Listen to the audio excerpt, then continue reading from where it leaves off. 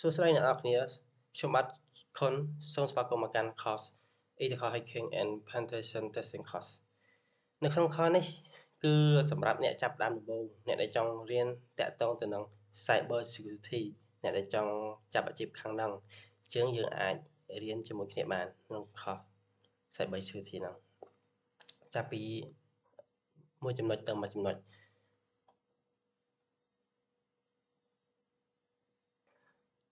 នៅពេលដែលអ្នកនរគ្នាមកដល់ខុសនេះអ្នកនរគ្នាបានត្រៀមចិត្តត្រៀមកាយកម្លាំងកាយចិត្តនៅក្នុងការសិក្សាស្រាវជ្រាវដាច់ជប់អីជាមួយខ្ញុំ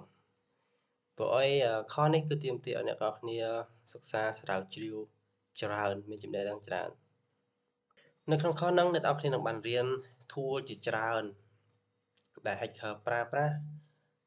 និងរបៀបការពារអញ្ចឹងកុំឲ្យខាត់ពេលយូរអញ្ចឹងយើងចូល slide បន្ទាប់ណាបន្ទាប់យើងនិយាយតទៅនឹង cost overview cost object របស់យើងតែក្នុងcostហ្នឹងយើងរៀនអីខ្លះអញ្ចឹងទី1តទៅនឹង introduction to cyber security and hacking នៅក្នុងcostហ្នឹងគឺយើងចង់ឲ្យអ្នកនរគ្នាយល់ថាអីទៅ cyber security អីទៅ ethical hacking និង concept របស់វាមួយចំនួនដែលយើងទៅធ្វើ2តទៅនឹង key concept and how to be an ethical hacker តែយើងទៅមាន concept អីខ្លះដើម្បីខ្លាចជា ethical hacker នៅពេលដែលយើងចេះ hacker ហើយមិនមែនយើងទៅ hack អីរបស់គេផ្ដេសផ្ដាសទេអាហ្នឹងគឺហាមគាត់អត់អាចទេវាអាចខុសច្បាប់យើងស្រួមធ្វើអាចជាប់គុកទៀតអញ្ចឹងយើងប្រើវានៅក្នុងគោលបំណងមួយល្អនៅក្នុង purpose នៅក្នុង education purpose ណាកុំប្រើឲ្យវានៅក្នុងផ្លូវអាក្រក់ខុសច្បាប់ទី3យើងនិយាយតាក់ទងទៅនឹង ethical hacking and pen testing fundamental how hacker hacking អញ្ចឹងយើងនិយាយតាក់ទងទៅនឹងរបៀបដែល hacker hack តើគេប្រើវិធីសាស្ត្រអីខ្លះក្នុងការ hack ចូលក្នុង system របស់យើង website របស់យើងអីផ្សេងៗហ្នឹងតើគេប្រើវិធីសាស្ត្រឬ technique អីខ្លះក្នុង hack ហើយក៏យើងមានវិធីការពាររបស់វាដែរដើម្បីខ្លាចជា cyber security មួយឲ្យល្អគឺយើងក៏ត្រូវតែខ្លាច hacker ដែរហេតុអីយើងដើម្បីត្រូវដឹងថា hacker ប្រើវិធីសាស្ត្រអីដើម្បីយើងស្រួលការពារពីពួក hacker អញ្ចឹងយើងក៏ត្រូវយល់ពី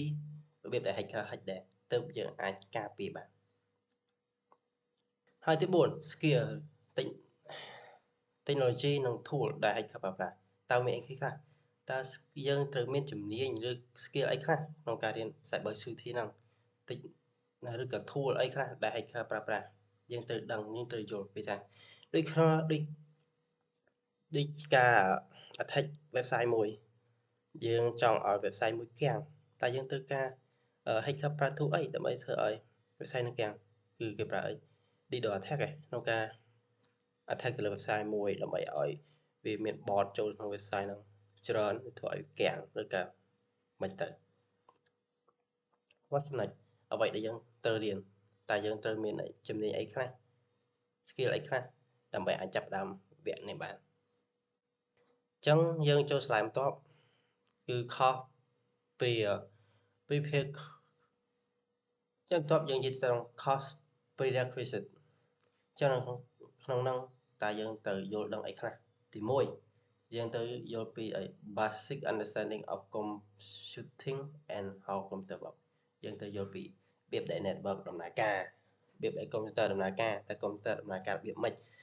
network ដំណើរការរបៀបម៉េចភ្ជាប់ពីនេះទៅនោះដោយរបៀបណាយើងត្រូវយល់ពី concept របស់វាហ្នឹងទើបយើងអាចចាប់ដើមក្នុងជំនាញហ្នឹងបានទី2យើងត្រូវតែយល់អំពី computer network how computer work how network work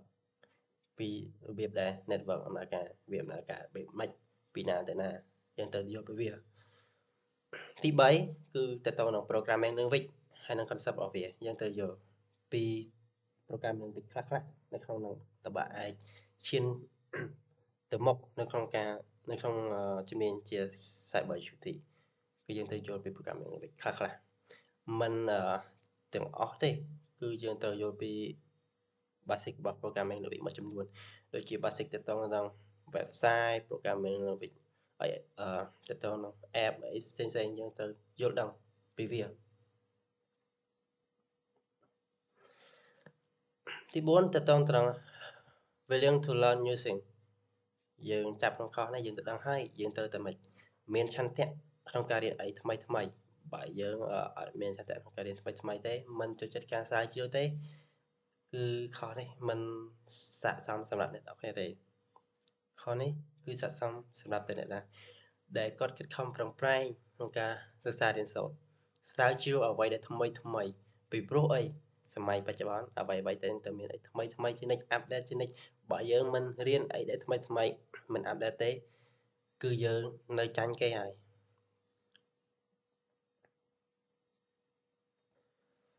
ចូលចុងក្រោយ passionate in technology and security ត្រង់ហ្នឹងយើងត្រូវតែមានន័យថាងុកងល់ទៅក្នុង technology ឬក៏ security ហ្នឹងយើងត្រូវតែស្រឡាញ់ចូលចិត្តវាជាមុនសិនតើយើងអាចរៀនវាទៅជោគជ័យដូចយើងស្រឡាញ់សាស្ត្រយើងណាងុកងល់ហើយតើយើងមានចិត្តងុកងល់ទៅលើវាខ្លាំងទៅធ្វើឲ្យយើងមិនរៀនទៅជោគជ័យមានអារម្មណ៍រៀនទៅអត់មានការធុញធ្វើឲ្យយើងស្រាវជ្រាវទៅចេះចង់ស្រាវជ្រាវទៀតរលូនអញ្ចឹងចំណុចបន្ទាប់យើងចូលស្លាយបន្ទាប់មកយកទី1យើងនឹង introduction ទៅកាន់ cyber security and ethical hacking អញ្ចឹង cyber security នោះគឺជាអី cyber security គឺស្បើទៅលើ security ខាង cyber មានដូចជា computer server mobile device electronic system network អីផ្សេងៗហ្នឹងវា connect ចូលគ្នាអាហ្នឹងហៅថា cyber security ហើយ cyber ពាក្យថា cyber security វាមានទូលំទូលាយតែយើងរៀន cyber security នឹងបែបការពារ system យើងពីមេរោគឬក៏ malware អីផ្សេងៗដែលជាចូលក្នុង system យើងគឺការពារ virus ហ្នឹងក្នុង term ហ្នឹងយើងនឹងបាត់ទៅមុខទៀតអញ្ចឹងយើងចូល slide បន្ទាប់យើងនិយាយទៅដល់ cyber risk and cyber security cyber risk វាជាអី cyber risk គឺជា risk ដែលផ្ដល់ហានិភ័យទៅលើ cyber អញ្ចឹង cyber risk នោះវាមានអីគេខ្លះវាមាន4វាមាន cyber strategy cyber security cyber vigilance cyber resilience ក្នុង4ប្រភេទហ្នឹងយើងនឹងរៀបរាប់ពី cyber state ហ្នឹងវាមានតួនាទីធ្វើអីគេ cyber security ហ្នឹងធ្វើអីគេខ្លះ cyber vigilance ហ្នឹងធ្វើអីគេខ្លះ cyber resilience ហ្នឹងធ្វើអីគេខ្លះខ្ញុំក្នុងស្លាយបន្តទៀតអញ្ចឹងយើងនិយាយទៅនឹង cyber strategy អញ្ចឹង cyber strategy ហ្នឹងវាការផ្ដល់ហានិភ័យធំទៅលើ plan របស់យើងទៅក្នុង compliance policy procedure អីផ្សេងៗហ្នឹងនៅតបគឺទៅនឹង cyber security តែក្នុងចំណុចហ្នឹងគេស្ដាប់ធ្វើអីខ្លះ cyber security ហ្នឹងវាជា security assessment vulnerability assessment and penetration testing តែក្នុងហ្នឹងគឺគេចង់ស្ដាប់លេខខ្លះទី1គឺរបៀបការពារដើម្បីឲ្យweb ឬក៏អីមួយរបស់យើងដែលយើងបានបង្កើតមកមាន security តែយើងទៅធ្វើខ្លះពេលខ្លះយើងដើរតួជា hacker យើងសាកទៅតេស្តចូលទៅក្នុងអី system របស់យើងឬក៏ website របស់យើងដើម្បីអីមើលរកចំណុចចន្លោះប្រហោងហ្នឹងដើម្បីឲ្យយើង develop ការពារកុំឲ្យខាង hacker ឃើញចន្លោះប្រហោងយើងហើយ hack យកធ្វើឲ្យមានបញ្ហាខាងក្រុមឬក្រុមហ៊ុនរបស់យើង cyber vigilance ចឹង cyber vigilance ហ្នឹងសំដៅទៅលើអីសំដៅទៅលើអ្នកដែលមានចំណេះដឹងទៅខាងអីការពារពីពួក hacker ឬក៏មេរោគផ្សេងៗដែលជិះចូលនៅក្នុង system ឬគេហៅថា blue team ចឹងទៅនឹង blue team អីហ្នឹងយើងនឹង discuss គ្នានៅពេលក្រោយទៀត cyber resilience ចឹង cyber resilience ហ្នឹងគឺជាក្រុមមួយឬក៏ team មួយដែលគាត់មានតួនាទីតាមដានទៅលើ cyber attack ឬក៏ hacking អីកើតឡើងមួយចឹងគាត់មានតួនាទីតាមដានទៅលើហ្នឹងសើគេទៅដល់រកទីសាស្ត្រនិងមធ្យោបាយដើម្បីការពារពីពួកអស់ហ្នឹងចឹង4ចំណុចហ្នឹងមាន cyber strategy cyber security cyber vigilance cyber resilience វាគឺជាផ្នែកមួយនៅក្នុង cyber risk អញ្ចឹងយើងចូល slide បន្តទៀតយើងនឹងនិយាយទៅនឹង cyber threat ស្អីគេ cyber threat ដើម្បីយល់ពី cyber threat យើងយល់ពី threat នេះគេជានឹងថាការគម្រាមកំហែងអញ្ចឹងវាគម្រាមកំហែងទៅលើអីគេខ្លះអញ្ចឹងវាគម្រាមកំហែងបែបម៉េចឧទាហរណ៍យើងមានផ្ទះមួយតែយើងអាចរងការគម្រាមកំហែងពីអីខ្លះពីគ្រោះទឹកចំនួនពីរន្ទះឬក៏ពីអីផ្សេងៗទៅឬជួយដៃអីផ្សេងទៅរងការគម្រាមកំហែងពីអាហ្នឹងហើយហៅថា threat ចុះនៅក្នុង cyber គឺរងកំហែងទៅលើអីគេខ្លះដូចជាអីមួយមេរោគឬក៏វីរុសអីមួយជិតចូលក្នុងកុំព្យូទ័ររបស់យើងដូចជាសុកកុំព្យូទ័រយើងសាប់ទៅ memory ពេញ drive C អីពេញ full អស់តែយើងអត់ដឹងខ្លួនបានប្រើប្រាស់បាន download កម្មវិធីអីផងសាប់ទៅពេញអាហ្នឹងក៏ជាទៅក្នុងការគម្រាមកំហែងមួយដែរក្នុង cyber threat